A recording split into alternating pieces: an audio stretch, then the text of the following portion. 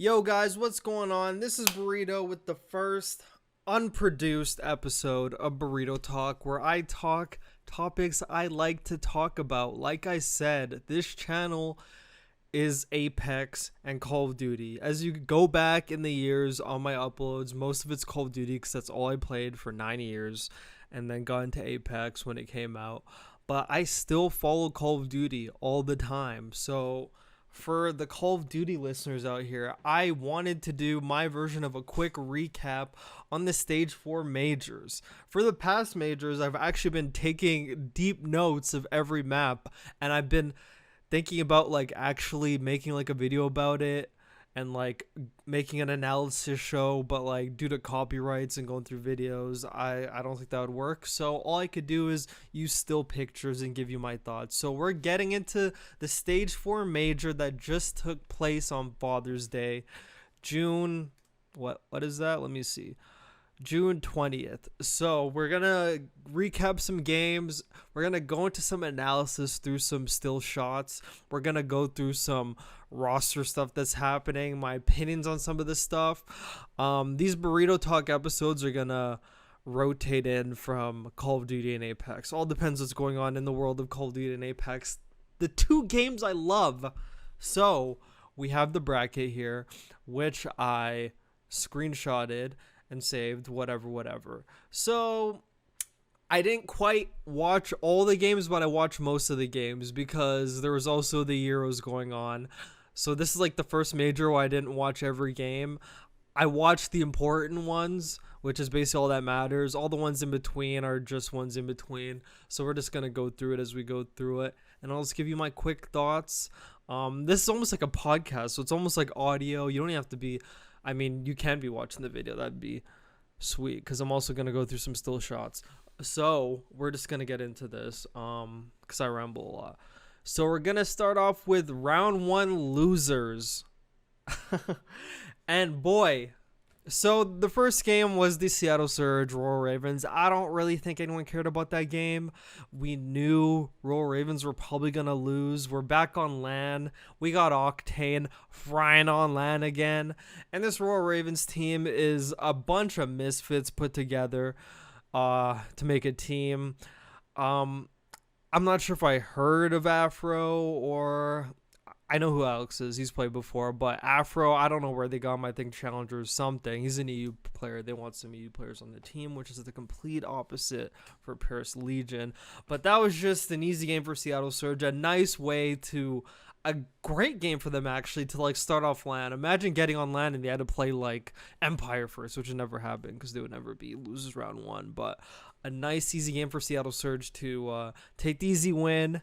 And then we have the other game that happened, LA Thieves versus Gorillas, which apparently, according to Slasher, half an hour before the game happened, they found out they couldn't use Hook, their actual teammate, so they had to sub in Draza due to Hugh missing a COVID test. Everyone was speculating, oh, he missed his name, whatever. According to his tweet, it was a typo. He didn't actually spell his name wrong, so everyone got it. But it was a really tough blow for them because they were looking so strong and so promising in their last Stage 4 match. So coming into this, high hopes, especially starting with losers round. They would have had an easy game against Gorillas. Easy. So they would have been out of there. And against some, and if they did advance to that and go against a Mutineers team, which is like my top 2 favorite team, who I would have been so torn on who I wanted to win that. But they probably could have actually taken out Mutineers, but they actually could have had quite a good run, and they probably could have beaten Subliners too, because we'll get into that later. They also had to make roster change for this event. So LA Thieves, knowing all their strats are out the window, everything they've been planning with their actual set team out the window. They had to play with the sub, and they just had to play these games to play. And I guess an LAG team, which you would think they would probably still beat because it's LAG, and we'll get into LAG about the roster thing later. I got a lot to say about that. But LA Thieves, probably in their heads they were thinking, oh man, this is just not the same, we don't have our guy, this is bullshit, that stuff lingers in your head. Like when there's like something like unfair or just unrighteous, it just bothers you sometimes when you play, and it's just hard to play. And they end up losing in map 5. They were just all over the place, like just playing with a random third, and like Draza, who I think is a way better AR, had to use a sub. I think he kind of felt a little bit uncomfortable with it, especially since it was last second and everything. It was just not a good showing. TJ was not doing good at all, which did not help Draza at all, because if no SMGs are doing good, then, I mean, you're doomed. But Slasher was actually doing so great on land, but just wasn't enough to take out LAG. Can't believe I even had, I never thought I'd say those words. So LAG win that. And then we'll just move on to losers round 2. Paris Legion, another team with good players actually, but they just haven't found their stride. And Octane and company coming off just a firing range training game in the first round with all the momentum on their side. 3-0 Paris Legion. Not much to talk about there. They move on. And LAG, I knew LAG probably thought that they had something going after they beat LA Thieves. Not really. They probably, obviously they knew, but like not really getting off the hype train of the fact that they took on LA Thieves team that was literally just flustered from what happened. And I knew the second they went against a good team, they would lose. So Mutineers just 3-0'd them. You're out of there. Goodbye. We'll talk about that later.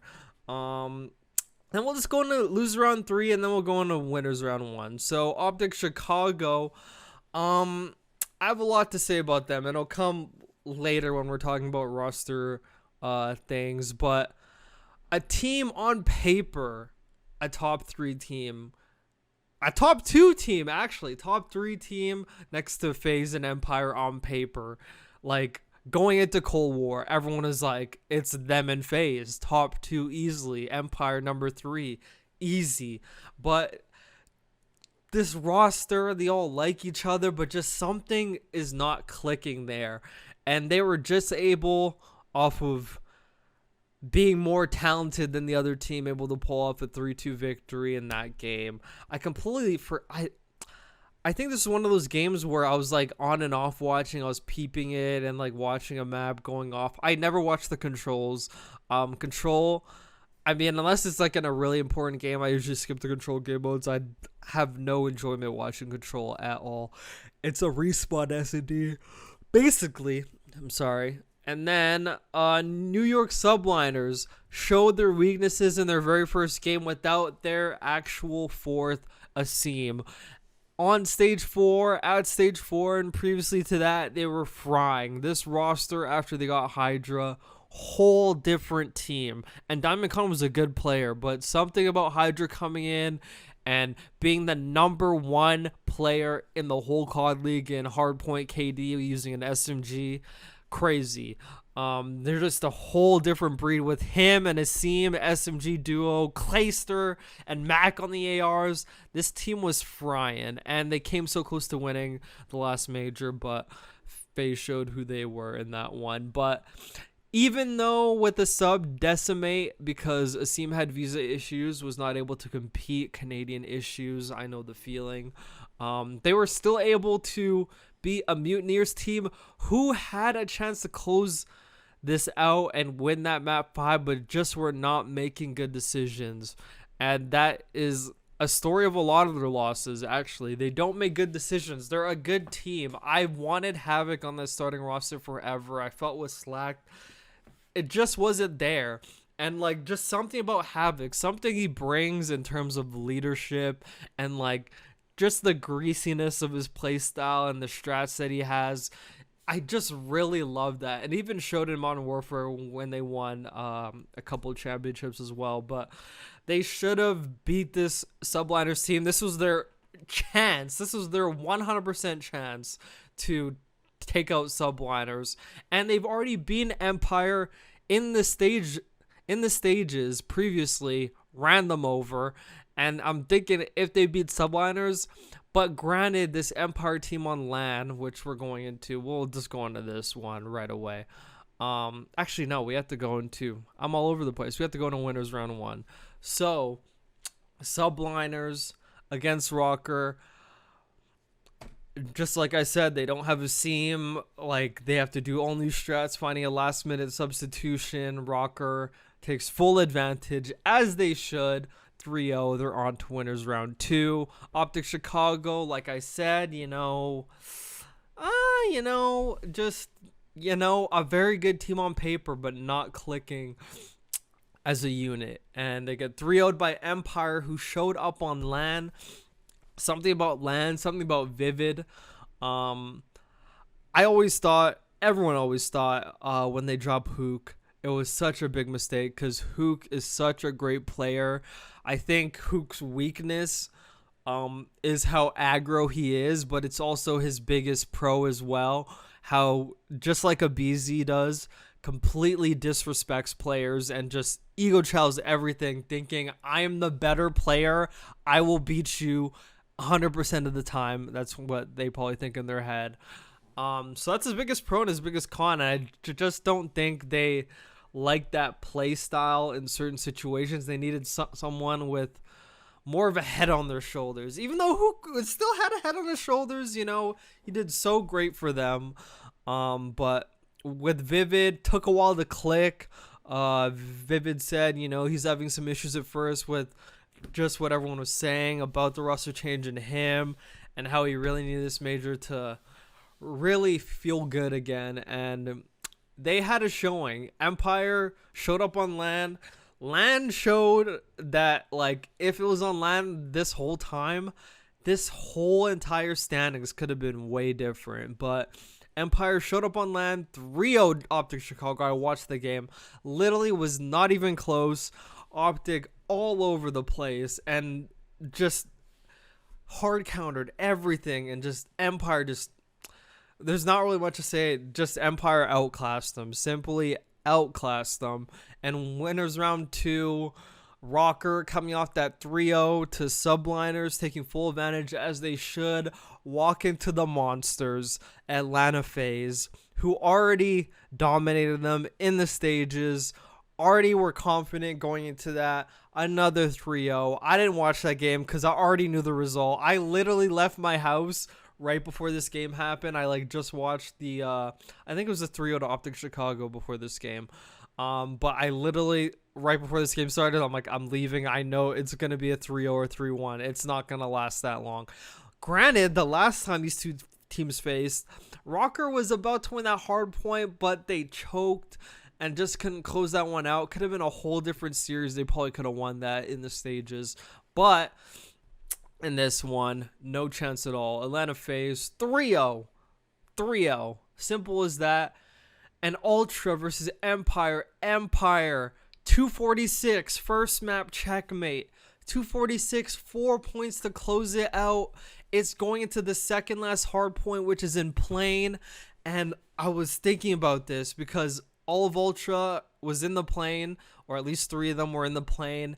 And I was thinking, when Empire spawned up, they were on the stairs about to enter the plane, 3 of them. And I was thinking, you're 4 points away. This plane hard point just starts. Just 4-stack the plane. Sure, there's a chance all 4 of you could die, but most likely, since you're all fucking great players, you will trade. You will trade 100%, and you could get that 4 seconds. Just 4-stack the plane. There's no reason to overthink. You need 4 seconds on the hill, but instead they send 2 in the plane, Crim with an AR, I believe. I'd have to go back and watch. This is pure off memory. 2 of them pushing the plane. Crim's watching the right side. Someone's flanking the left side to try to get spawns for the next one. But I'm like, why? You're 4 seconds away. Just put your eggs in this basket. Why throw the eggs away? It's not even the plane hill was almost done. It literally just started. 4-stack the plane. Nade the fuck out the plane. Contest the plane. There's 4 of you. 4, contest the plane. Make them try to chow you. They need the points. You need 4 points. They need to contest. They need to try to get you off the hill. But instead, they get pieced out of the plane. The guy on rotation dies. And then they get rotations for the next hill in the back as Ultra's sucking all the points out of the plane. But even with spawns, all 4 of them set up in the back on the last hill, they all get picked. Or at least 3 of them get picked. And I think it's only Crim left. Something like that. They get picked, and Ultra, not even having the spawns for the last hill with 4 seconds needed for the other team to win, take control of the back hill, and Empire's trying to get in. They're getting pieced. Ultra with full control makes like an 150 point comeback and wins that. And the tides change from there. Granted, it was a 3-2 win, but if they won that map, Empire was going to win because they won the S&D and they won the control. So it literally would have been a quick 3-0 if they won that map. Ultra winning both hard points and comes through in the game 5 to send Empire to the losers. I know Empire must have been heated about that because they had a chance to just get to winners final, have a chance to beat FaZe in a best of 5 as opposed to a best of 9. Way better odds in that one. So those are those 2 winners. So we'll go back to losers round 4. We already went over this one ahead of that one. My bad.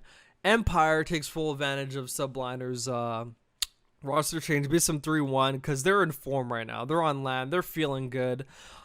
Rocker, Optic Chicago, it's like they play bad, but sometimes when their back's against the wall, they do really good against teams outside the top 4. They do really good against every other team. All the bottom teams, like every team below them in the standings, they do better than. They only struggle against top teams, and that's that.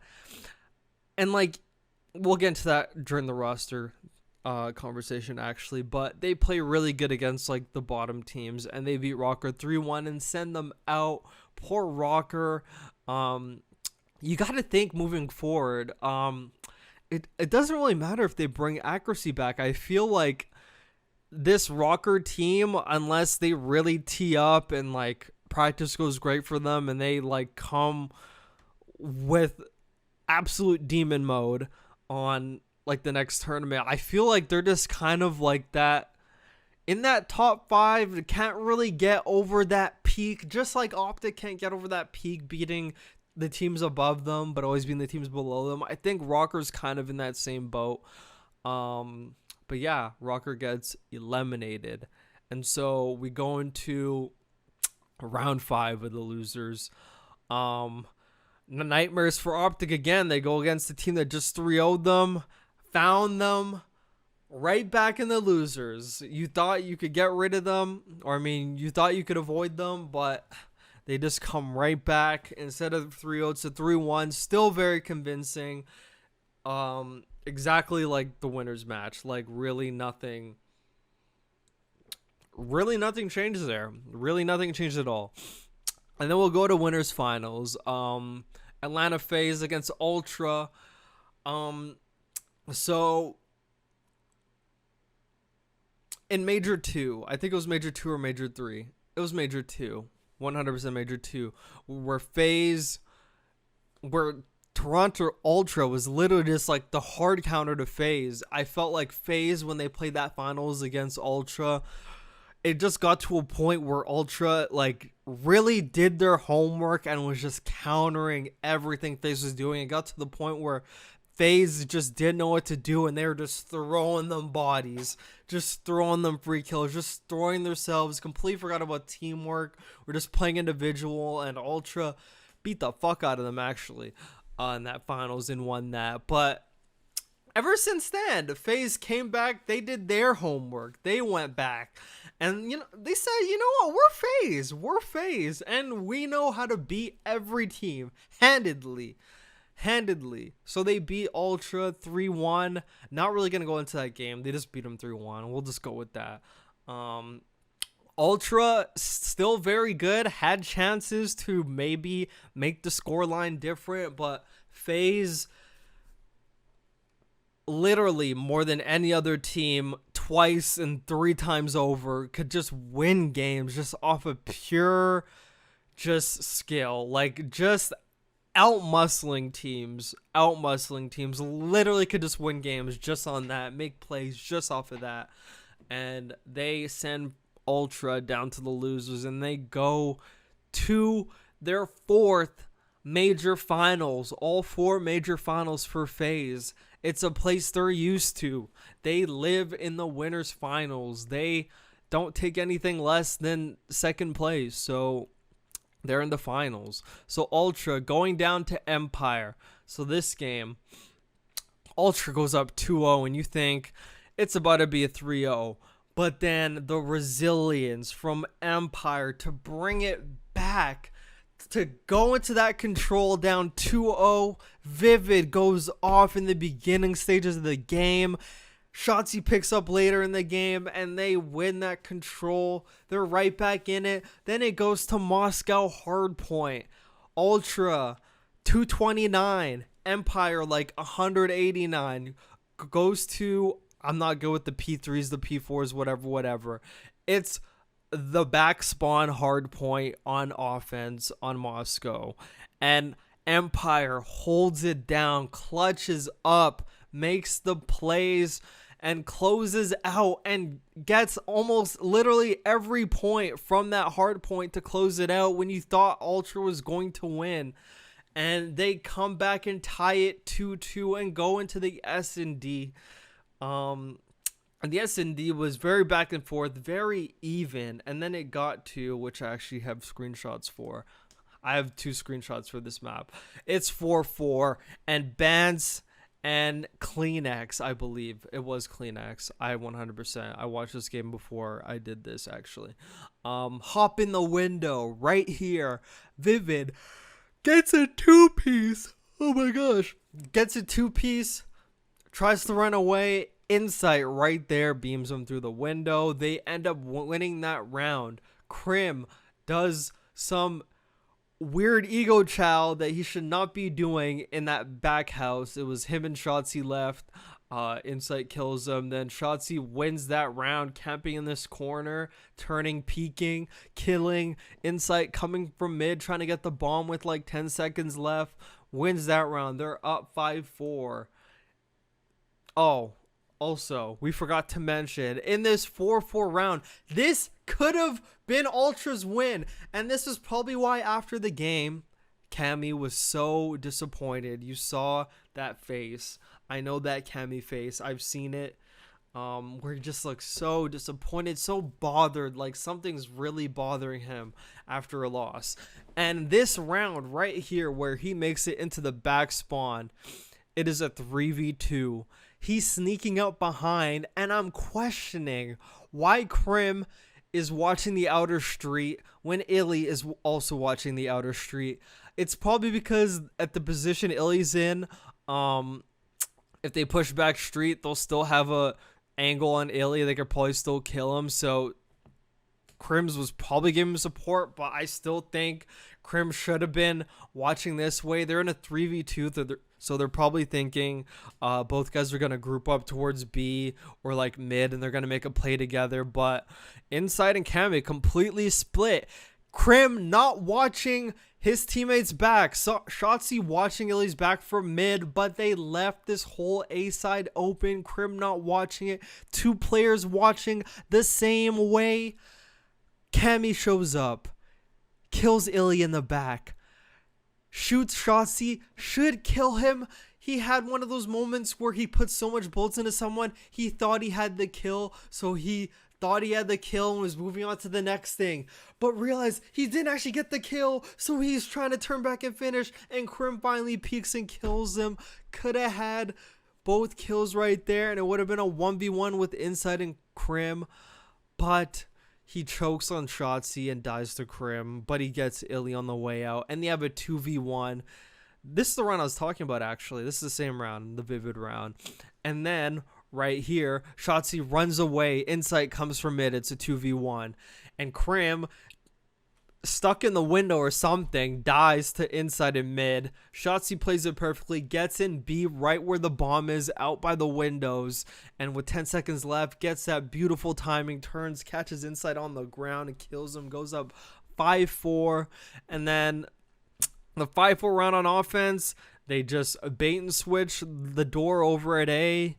Right there, Illy Shotzi. Illy kills a kid on the side. Shotzi gets the kid they baited, bans in the middle, and then they just win that round. They just play that well, and they clutch up. Well-deserved win for Empire, bringing it back down 2-0. A lot of people go 2-0 down to Ultra, and there's no way back because they know that their probably won't come back. This Ultra team is a different team with insight. Another roster change. People questioned next to Hook. Why would you get rid of Methods? He's the best player on the team. Insight just brings, like, the best way I could describe it is he brings that S&D kid knowledge, that pro players don't have. Pro players, obviously the best players in the world, obviously they're pro players, but he brings that common sense to the game. Like, back then you would see there's different ways S&D kids played S&D compared to the way variant players played S&D, which is why S&D players always laughed at variant players in S&D tourneys, and it would just be easy for them because, like, S&D players had, like, a good way of playing the game. Things have evolved, obviously, as the games have went on. And Insight, I watch him play, and you see the way he plays. He knows how these pro players play, and it's easy for him on the map in S&D. When you saw him make his debut, like, he was making those easy reads. He just brings a knowledge. He has the pro player knowledge, but he also has that S&D kid knowledge as well. People will know what I'm saying if you know what I'm saying. But that's the best way I could describe it. Just thinking about it off the bat. But he just brings something to the team, and these four, I feel like they had the best chemistry in the league out of every team. They just mesh so well. All four of them together mesh so well. And, like, even though they won Major 3, weren't able to find success in the next Major, they're still a top 2 team in the game. Even though Empire got top 2 at this event, they're still a top 2 team. Still super great. They just need to go back to the lab, watch VODs, and just, yeah, they just need to. They're fine. They don't have to make a roster change. They're fine with the roster they have. They just need to keep practicing. That's it. They're like one of those teams where it's just like they're great now. They have a great roster for this game. Maybe the next game things change. If you like, the next game could be whatever. So, but for this game they're good. So, going on to the finals. Wow, back and forth. Hold on.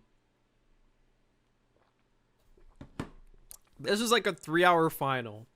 Best of 9. I did not watch every game because I was like, damn, this is 9 games going on. And there was other things on I had to watch. That there's a pay-per-view going on. The Euros were going on. Everything was happening at this time. So I had to prioritize other stuff. And I knew it was a best of 9. I don't have time to see things. But very back and forth. Empire keeping in it. FaZe winning maps. Empire winning maps. Clutching up. And we're just going to go right to the game 9. This went to a game 9. Empire fighting. Never getting out of sight. Taking the lead in the series. FaZe bringing it back. It was just a very back and forth game. Such a great game to watch. Such a great Call of Duty to watch. Wow. And we're just going to get to this game 5. My thoughts on this game 5. Quick thoughts on this game 5. And then we're done with the Major 4. So, a major talking point about this game 5 to me is Illy. Obviously, fucking beast. Fucking animal. Watched him in all of his S&D tourneys back in the day. Black Ops 3. He was running the S&D show back in the day with Simp and Major Maniac. All those guys. He was an S&D fiend, bro. He was winning tourney after tourney. 5 tourneys a day, 8 tourneys a day, whatever, winning all that shit. Came to Variant, won World Champs in his first year. People could say it's an online ship. He still won it and you didn't. So, great player. All these players, great players. But I'm here to critique. That's what I came to do. Give my thoughts on this. But Illy, so many times, actually it was only 2 or 3 times, 2 very important times, gets the first blood, but does not play his life after. So this round, he catches a BZ in the middle. He backs up.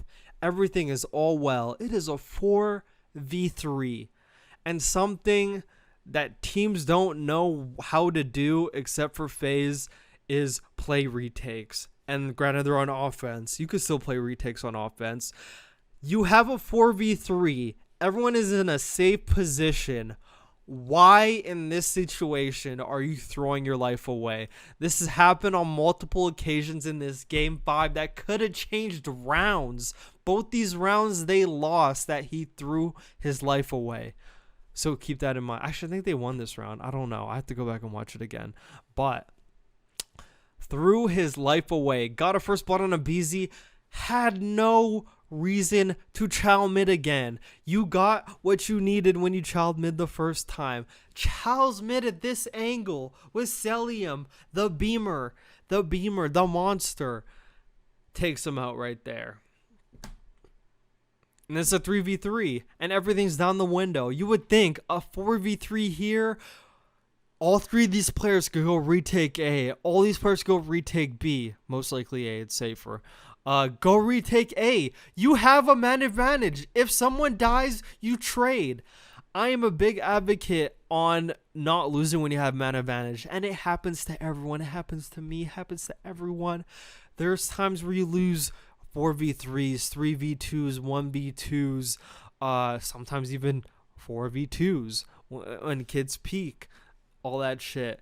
It happens, but it should not happen often. It should be a rare thing to happen, especially at the highest level of gameplay, pro player level. There should always be trades when you have a man advantage. That's the point of having a man advantage, is you have a body to give away to get a body to take away. You know what I mean? They could have went A, traded, had a 3v2, could have been a 2v1. They could have played numbers like that, or ended up killing all of them and not losing lives in favor. But they didn't play their numbers. Illy on multiple occasions got a first blood, went out of his way to get great first bloods, but couldn't play his life.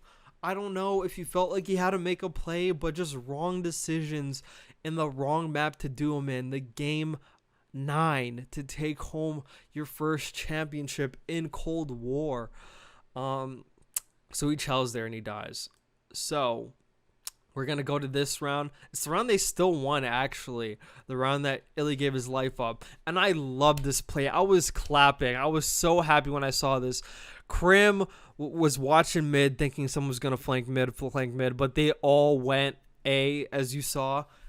FaZe, very confident in their retakes.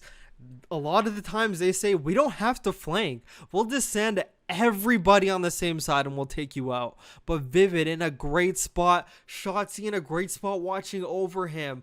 A spot where it's not like you're trading lives. You will get a kill before you get a trade. So he's going to get this kill. And if Vivid dies after, they could trade that kill. Such a great play here to get the bomb down. And like, just they played it. Shotzi and Vivid played this so well.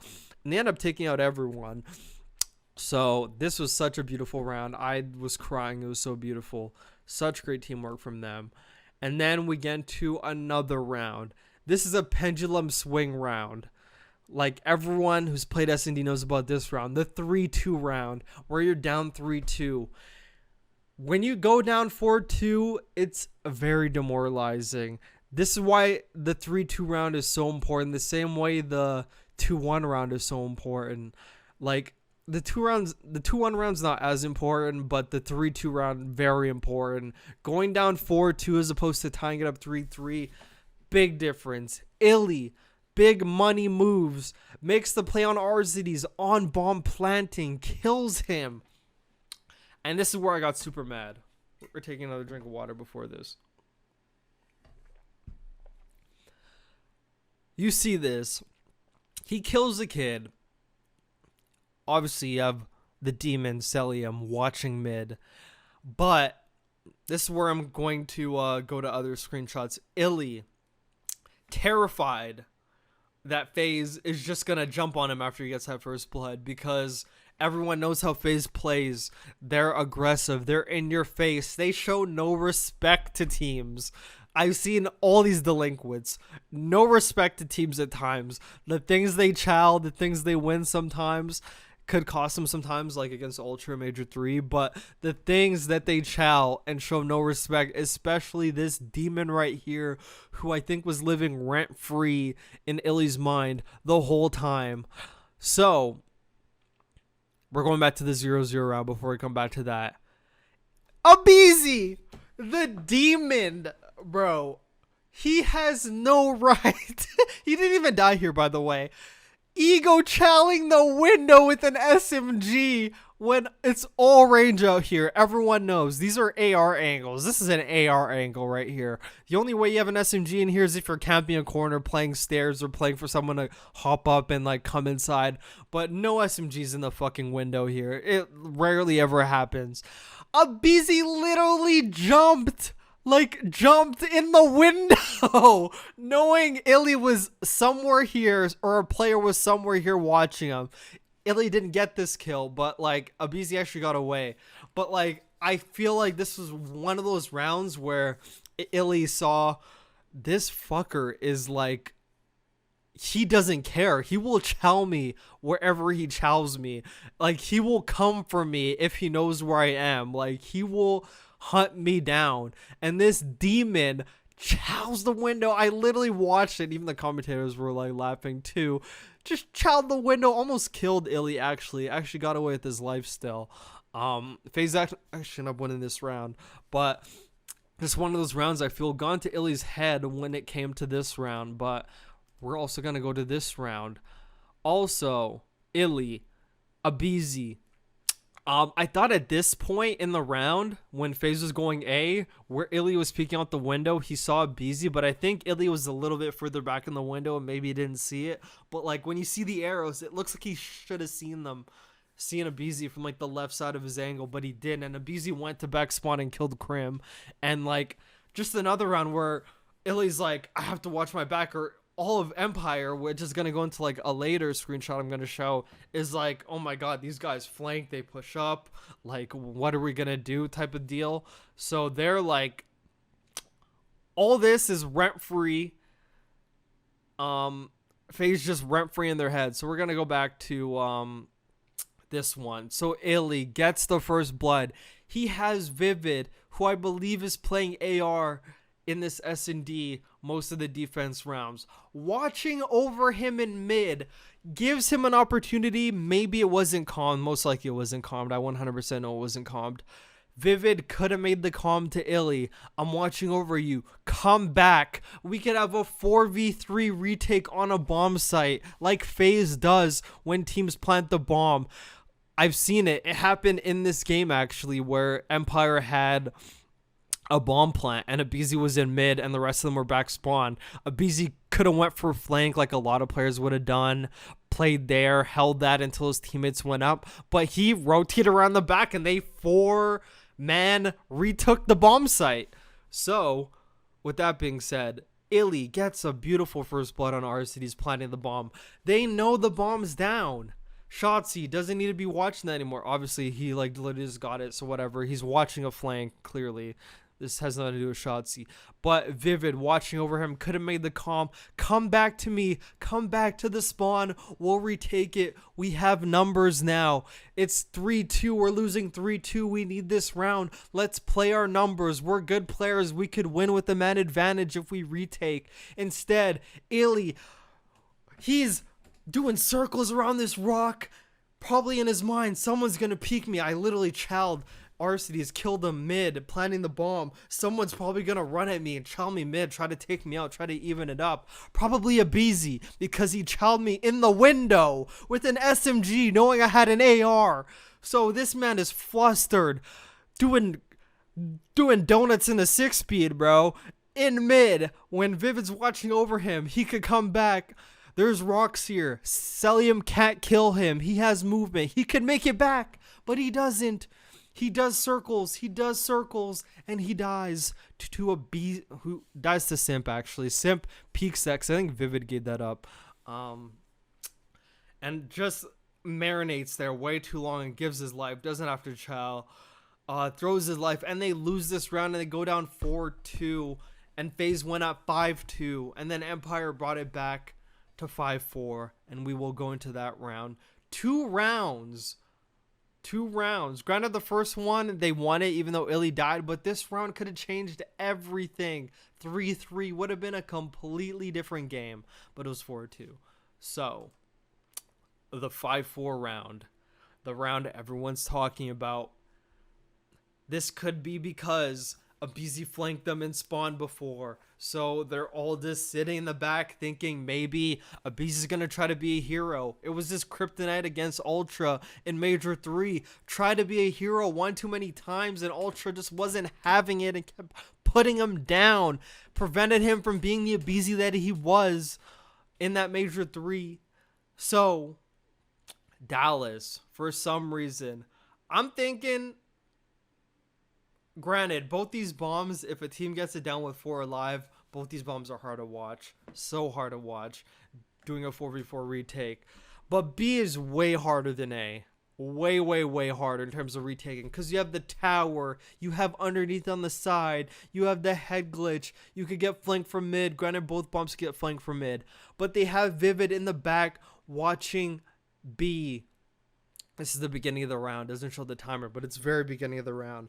FaZe is 4 hitting this, but then he gives it up and Vivid goes to the back spawn, and we have 4 players at Empire turtled in the back, giving the whole map to FaZe. FaZe could have ran in kitchen. They could have ran anywhere. They could have ran in Yo Mama's kitchen. They could have ran anywhere. Dallas gave them the whole map thinking they were going to go A. There should have been one guy in kitchen. There could have been 2 people in kitchen. One watching the kitchen kids push. One guy watching the A cross. That's what they need in these rounds. In these crucial rounds, whether this is an overtime or 5-4, rounds like this, you need info. You can't just let them plant the bomb and try to retake a team as talented as FaZe. If it was Seattle Surge, or no, not Seattle Surge, they're playing different now, like a London Royal Ravens. Sure, but they wouldn't even be doing that anyway, because it's London Royal Ravens. They'd be pushed up. But a team like FaZe, you're going to give them a 4-man alive plant on B? On B? With probably the best AR in the game, the best flex AR in the game. He probably doesn't run sub. 2 of the cracked movement ARs in the game, and 2 of the most cracked subs in the game. Give them a free B plant. Vivid gives this up. No info. They could have had people watching A cross. They could have been watching mid and allowed a guy to play kitchen with a trophy. Money. Sorry, kitchen money. Same shit. They could have had a guy with info. Granted, he could have went prone on the bomb and whatever. But in a round like this, they're checking everything. They're peeking. They could have had a guy in money getting info. They're at B, and they could have rotated early. Things could have been different in this round. But they gave the whole thing up and let them plant. All of them in the fetal position, in their back spawn, give FaZe a plant, and they only have 45 seconds to go from their back spawn to find all 4 players and kill them. So, to go from this spawn to that spawn, that's, maybe 15 seconds, whatever. But, they give them the plant. It's a 4v4 retake. They're moving up. And in this situation, it's a 4v4. And this shows me, granted, I'm going to say something about this. So, there's this thing called, I don't know what the actual terminology is for is, but it's way easier to say things as a viewer oh, you should have checked this spot, or you should have went here because he was here because I'm seeing him highlighted and you're not, so I know better than you type of shit that viewers have. But FaZe have played this spot before, and this shows me no VOD work was done. No info was given to them, maybe by their coach, somebody. FaZe has played this spot before. Simp and aBeZy. It used to be aBeZy in here playing this spot. FaZe planted the bomb, And you would think in a round where it's a 4v4 retake and you basically have to check everything because there's 30 seconds left. He checks it to an extent. He's like further back out here and he looks like right here, but he doesn't check deeper inside. He mindlessly runs in. You could say, oh, you know, obviously you weren't playing the game. You wouldn't know. But you would think in a round like this, you would not like stun check something. Granted, they already used their stuns. They used them for basketball because they had to check that because they're all the way in the back spawn. They give up the whole map, so they had more to check. Not even a person camping basketball court. Nothing to at least like take a section of the map off that you have to check. So instead, they literally came from their back spawn and they had to check everything because they give up everything at B. So Vivid mindlessly runs in there, doesn't check, doesn't hard aim, checks like the basic angle, which FaZe wouldn't really play because at this point this is an AR angle. If an SMG is right here looking at the basketball court, that's an AR angle at that point. Subs don't do that. There's not going to be Celium or RCs in there. The Empire players should know that. The Air players will be back there. They should know. It used to be always a BZ in here playing this. He plays this all the time, but this time it's Simp. Nobody checks this. Vivid goes down. If they checked this, they could have killed Simp, but Simp killed 2 before he died. So they could add a 4v3, and then Crim gets some kills. There's 2 alive. And then another spot. You could say the exact same thing. You're spectating, you don't know shit, whatever. But you would think it's RC's in a BZ up. SMG player, you could think he's flanking mid. There's so many things you could do because there's so many things you have to check. But I saw Shotzi before he checked up top. He stun checked it or just peeked up there. But to run at this angle, knowing he's not in front of you, right there at that angle, getting that diagonal on you, would you not check the left corner or at least even try to shoulder peek it, or you know how even when you're not looking or aiming at something, you have your body kind of looking towards it as you're running. That's how you kind of check things. You kind of half check things. He had no desire. He was focused on the guy up top, most likely. Was trying to go make a play on him. Did not think anyone, an SMG player, would be playing this. He dies. He gets this kill. RCDs ends up going on the bottom and killing Crim. And they win the round. You think Shotzi gets this kill, and then RC kills him. Crim would be able to get the trade on RCDs, and they go 5-5. But 2 times that they didn't check, I feel corners that you should check in rounds like this. In other rounds, whatever you're playing, you probably don't check corners. But in rounds like this, where you're retaking and you have to check everything, I feel like they should check these corners. But FaZe ends up winning, and they win the major final. Oh my gosh. They win the major final. All right, so that's that. They win the major final. Congrats to FaZe on that.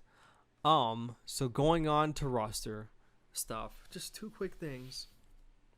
So on Monday morning, it wasn't even Monday morning. Monday evening, sure. LAG posts. Entering stage 5. We will be dropping Chino, and we will be calling up Mental. So many different things to say about this.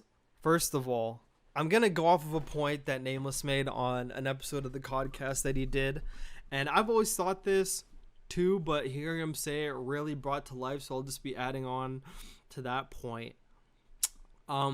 You've seen in the past 2 years in Modern Warfare and Cold War, all the roster changes that have happened, all the good players that have dropped. It got to the point this year where people were saying a bench team could be a majority of these starter teams. That's how many good players were benched. Hook, slacked, throw names at me. The list goes on. Whatever. So many good players in Modern Warfare, Cold War, benched. Everyone's wondering why all these players drop. Whatever. And then you look after all this time, 2 players you would think would not be undroppable, but somehow are. The duo, the world championship duo of Silly and Apathy. I mean, we can start by saying I respect all these players. This is just my opinion. Don't take it personally. If you take it personally, I don't know what to tell you, but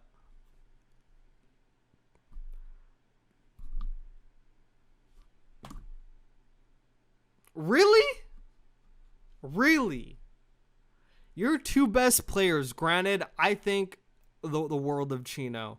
Back then, I didn't really think the world of Chino because I didn't really know much about him, but after seeing him in World War II and like that TK roster and like just seeing how he plays, like I feel like he has the exact same knowledge and insight, as in he has that sense to the game that counters the way pro players play. He just has that extra level of sense that he probably doesn't get enough credit for, and he knows how to play the game really well. He's such a great AR player, an underrated AR player, and I feel like him and Assault were playing pretty good.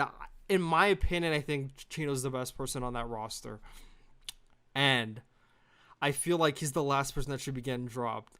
I feel, in my personal opinion, Nameless already said this, back when Vivid was on the team, they dropped Vivid, who was their best player, who was making all the plays for them, the entry man, the man to do it all.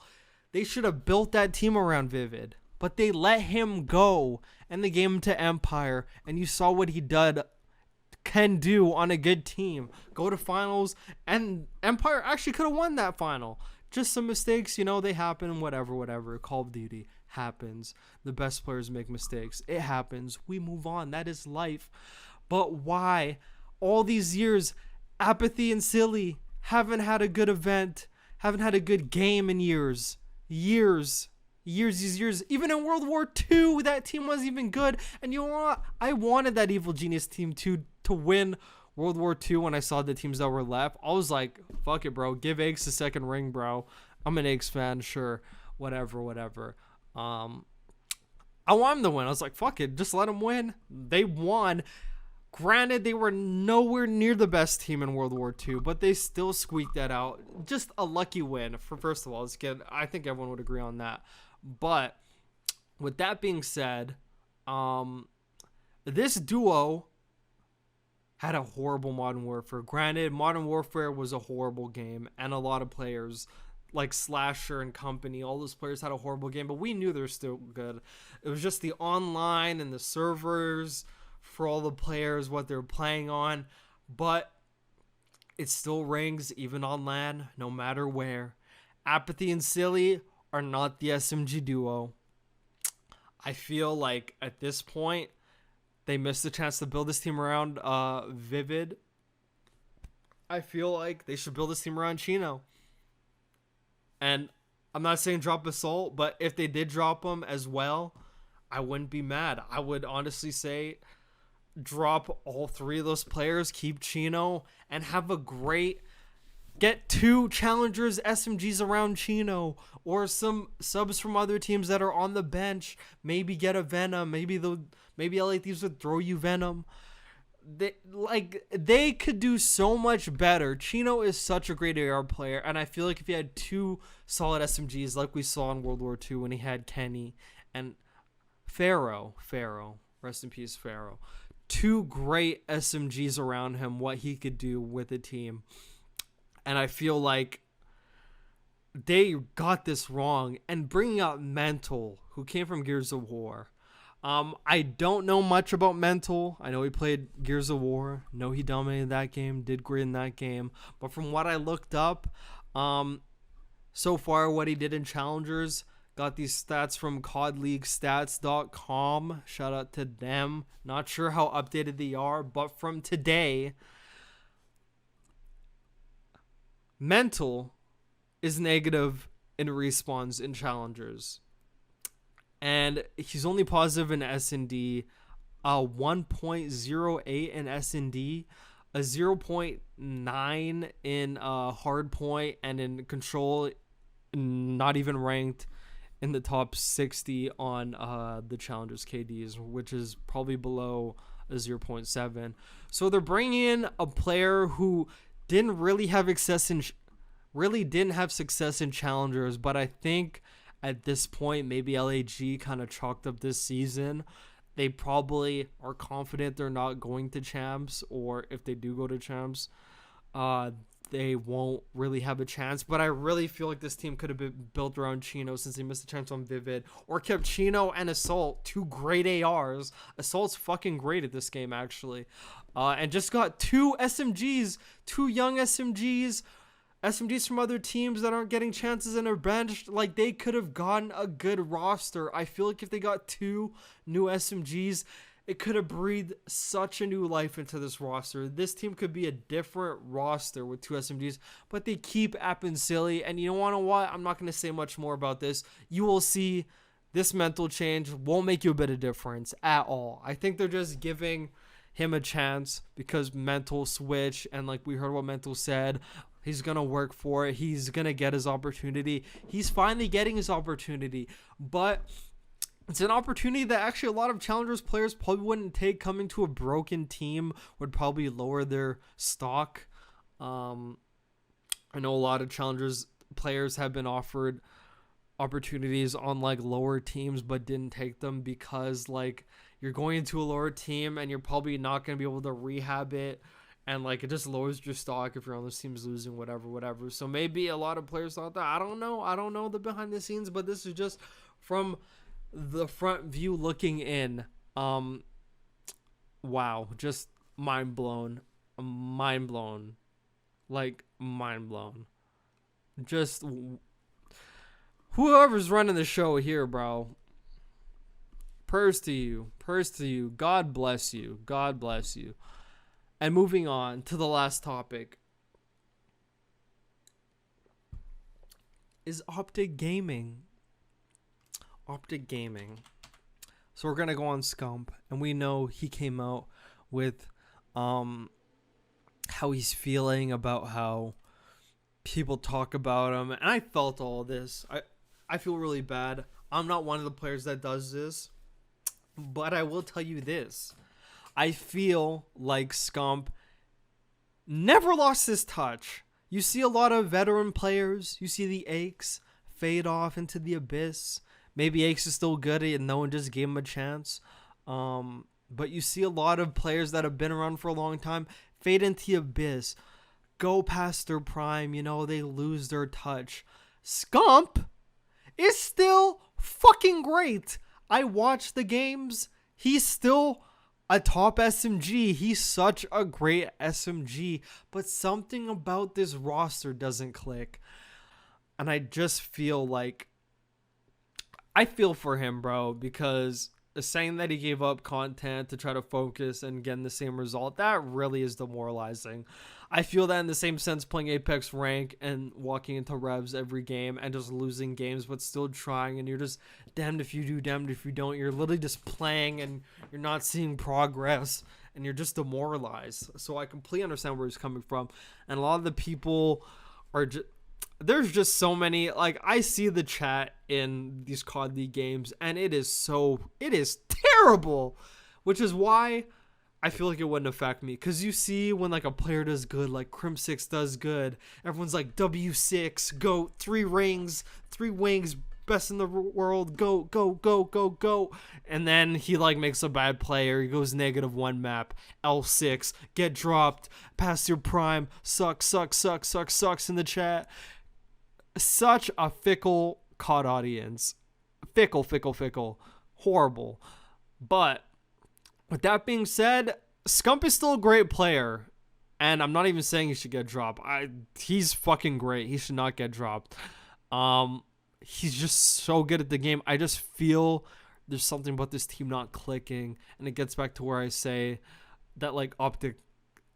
I mean, granted, Envoy's new to the team, whatever, but I feel like all of them are such good players, but you could be good players and the chemistry and the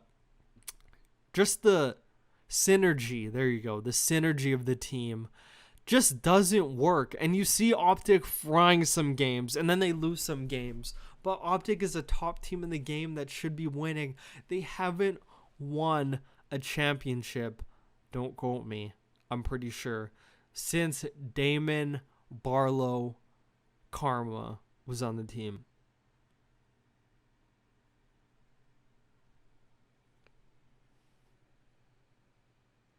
And you want to know when that?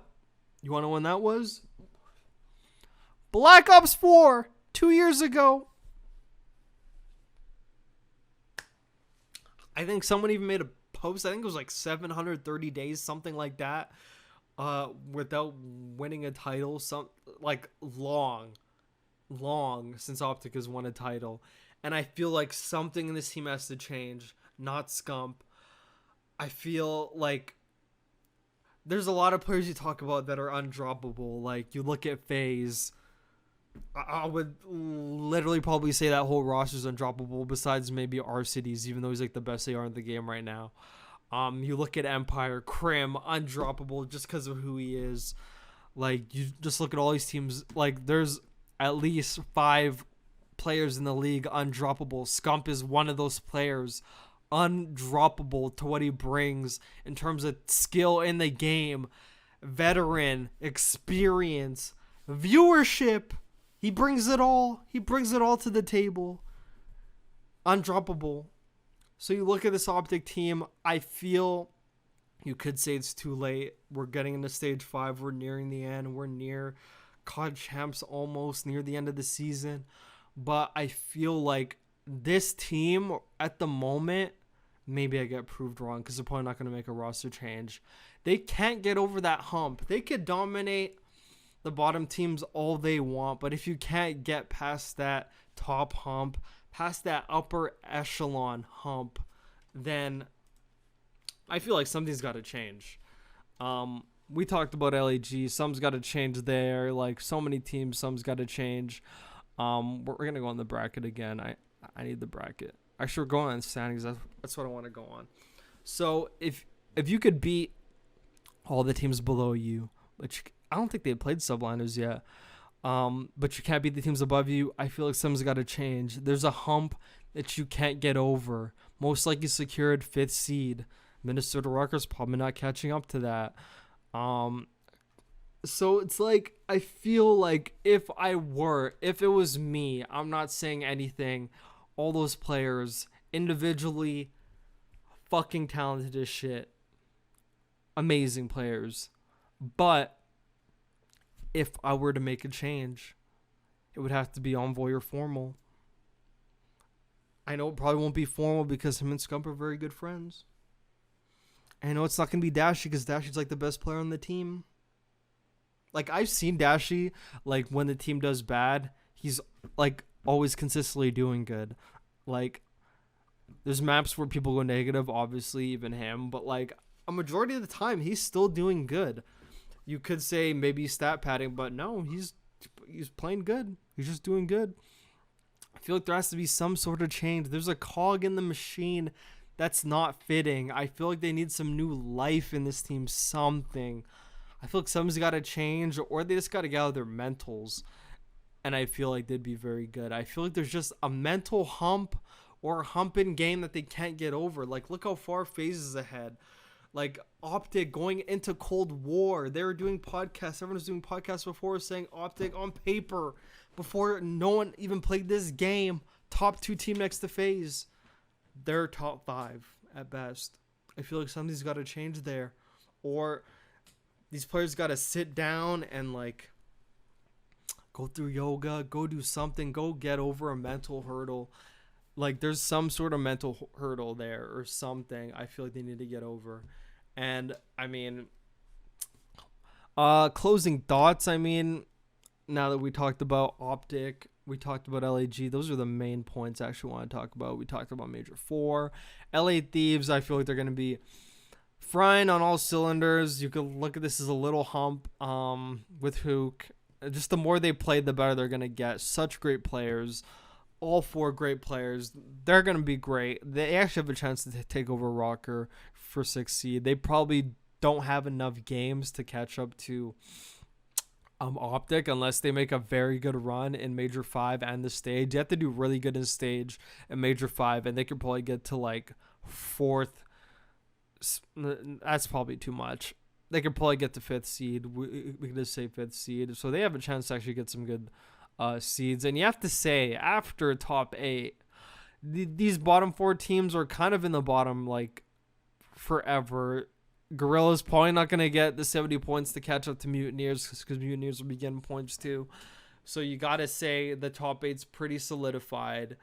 And going into the new stage, the new major, I will be doing analysis videos and such.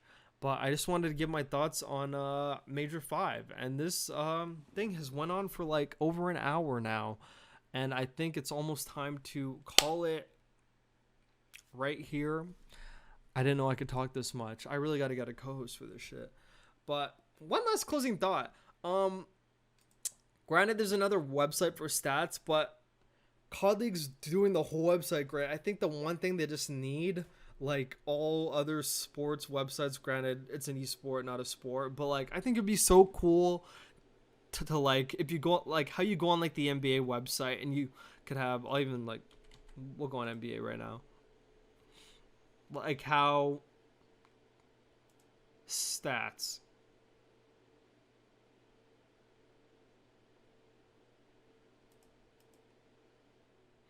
I feel like they should have something like this where they have like the stats of individual players and like just like on COD League stats. I'll even pull it up.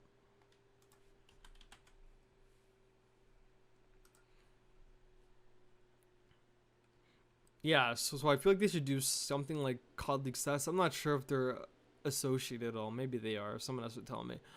Like, they should just do something like this, but with, like, pictures and everything. Like, really give it that real, like, feel and, like, have everyone's, like, stats. There has to be a person they could pay for that.